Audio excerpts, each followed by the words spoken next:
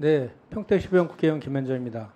후보자님, 예, 정부에서 지금 자본시장 밸류업 정책 추진 중이죠. 예, 자본시장 밸류업의 핵심 내용은 일본이 지난 10년 동안 추진해서 성공했던 투명한 지배구조에 있다고 생각합니다. 그런데 아직도 대한민국은 대주주의 이익만을 위해서 소수주들에게 피해를 주는 방식으로 편법적이고 이법적인 방식의 지배구조 개편이 여전히 진행 중입니다. 제가 오늘 그 대표적인 사례를 통해서 우리 후보자의 견해를 좀 듣고자 합니다. PPT 좀 보시죠. 네, 최근 두산그룹이 사업 구조를 개편한다고 발표하면서 주식 시장이 시끄럽습니다. 알고 계시죠? 예, 알고 계시죠? 예, 예, 저 표를 보면은 그 두산 에너빌리티가 인적 분할을 한 후에 두산 바켓을 자회사로 둔 신설 법인을 두산 로보티스에 합병한 후에 다시 포괄적 주식 교환을 통해서 두산 바켓을 100% 두산 로보티스의 자회사로 만든 뒤 두산 바켓을 상장 폐지한다는 것입니다. 맞죠? 예, 예. PPT 다음 띄워주세요. 네, 그런데 두산 바켓은 23년도 매출이 10조 4천억에 이르고 영업이익도 1조 이상 낸 우량 기업입니다. 반면에 합병 기업인 두산 로보티스는 작년 매출이 겨우 500억에 불과하고 영업이익은 적자를 기록했습니다.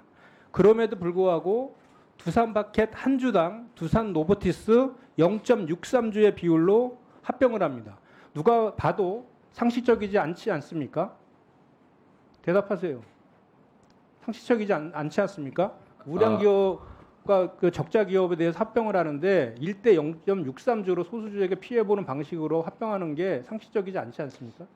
상식적이지 않지 않습니까? 비상식적이지 않습니까? 아마 기준에 따라서 했을 것 같긴 합니다만, 예, 그런 그 소수주주의 그러면은 있다는 걸 얘기를 들었습니다. 다음 PT 한번 다시 띄워주시죠. 자, 보십시오. 이런 식으로 합병을 하게 되면 저 표에서 보듯이 합병 전에 100주를 가진 두산 에너빌리티 소액주주는 합병 후에 두산 에너빌리티 사업 법인 신주 75.3주, 두산 로보티스 신주 3.15주를 받게 됩니다.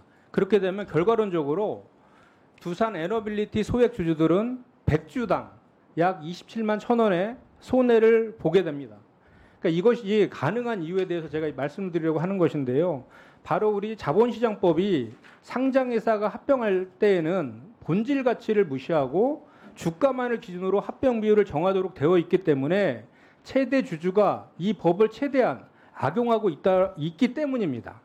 자, 그런데 자, 보십시오. 왜 이렇게 정말 복잡한 방식으로 합병을 하느냐를 살펴보면 그냥 그 저 두산 바켓을 두산 로보티스에 그냥 매각하면 되는데 이렇게 복잡하게 인적 분할하고 합병하고 포괄적 주식 교환 방식을 택하는 이유가 뭐냐면요. 바로 두산 에너빌리티가 두산 바켓의 최대 주주라서 바로 매각하면 경영권 프리미엄을 받고 팔아야 되는데 대주주의 이익을 위해서 이를 포기하고 합병시키려는 겁니다.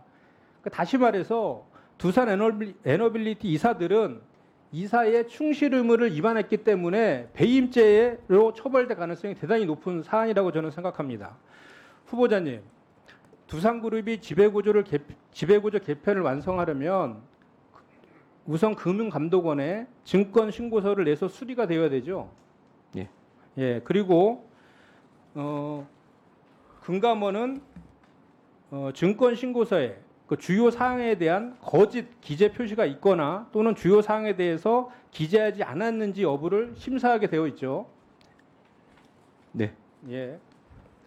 그런데 지금 우리가 앞에서 살펴봤듯이 이런 방식으로 합병을 하게 되면 두산 에너빌리티 주주들이 손해를 입는다는 게 숫자로 아까 확인되었습니다. 그럼 이런 편법적인 합병 방식으로 소수주주들이 피해를 본다는 게 증권 신고서에 기재되어 있지 않다거나 또는 거짓으로 기재되어 있다라면 이는 중대한 하자라고 보는 게 맞죠. 그 기재 사항에 있는지 부분은 한번 봐야 되겠습니다. 네, 그거 반드시 있어야 된다는 말씀 을 드리는 거고 이렇게 배임죄 범죄 혐의에 있어서 송사에 휘말릴 가능성이 대단히 높고 두산 에너빌리티 주주들의 손해가 우려되는 상황인데 금감원이 이 증권 신고서를 그냥 수리한다면 저는 금융감독 당국이 투자자 보호 의무를 위반하는 것이라고 생각합니다. 과거 우리 제일모직 삼성물산도 이런 꼼수 합병에 의해서 소수주들이 피눈물을 흘렸고 국민적 지탄의 목소리가 높았습니다. 알고 계시죠? 예. 예, 그 사건을 수사해서 기소했던 검사가 바로 윤석열, 이복현 당시 검사입니다. 알고 계시죠? 네. 자, 의원은 이 지배구조 개편이란 미명하에 여전히 이런 대주주의 이익만을 위한 행태가 계속되고 있다는 것은 제가 처음에 말씀드린 정부가 추진하고 있는 밸류업 프로그램에 찬물을 끼얹는 것이라고 생각합니다. 동의되십니까? 우려가 있다, 시장에 우려가 있다는 것은 네, 알고 있습니다. 예. 그리고 또 하나는 동시에 이사의 충실 의무 대상에 주주를 추가하는 상법 개정안이 왜 필요한지 보여주는 생생한 증거라고 생각합니다. 제가 앞에서 말씀드린 이런 편법적인 방식의 지배구조 개편에 대해서 우리 후보자는 어떤 생각을 가지고 있고 앞으로 금융위원장에 임명이 되면 어떠한 조치를 하실 건지에 대해서 좀 말씀해 주시기 바랍니다. 그 시장에서 이번 그거에 대해서 우려가 있는 부분이 있고요. 근데 이제 제가 왜 이렇게 결정을 했고 이 과정에서 어떤 편법이나 뭐 있었느냐 하는 부분까지 제가 다 알지는 못합니다. 다만 시장에 우려가 있는 부분이 있기 때문에 우선적으로는 이걸 추진하는 기업이라 그럴까 회사에서 그 부분에 대해서 주주에 대한 소통 노력이 분명히 있어야 됐다고 생각을 하고요. 그다음 두 번째로는 뭐 제도적으로 우리가 고칠 부분이 있는지 하는 거는 제가 일을 할 수 네, 있게 되면 알겠습니다. 예, 보겠습니다. 반드시 살펴보셔야 되고요. 제가 바로 이런 편법적인 합병 방식을 방지하기 위해 소위 주가만이 아닌 기업의 수익 가치라든지 자본 가치라든지 등을 본질 가치를 종합적으로 판단해서 합병 지역을 정하는 소위 주상관계 방지법을 제가 대표 발의했습니다. 예.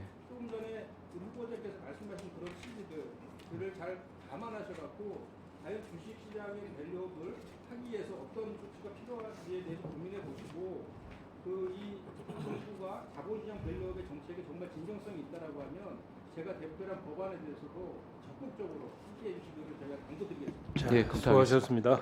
자, 이어서 존경하는 김상훈 의원님 질의해 주시기 바랍니다.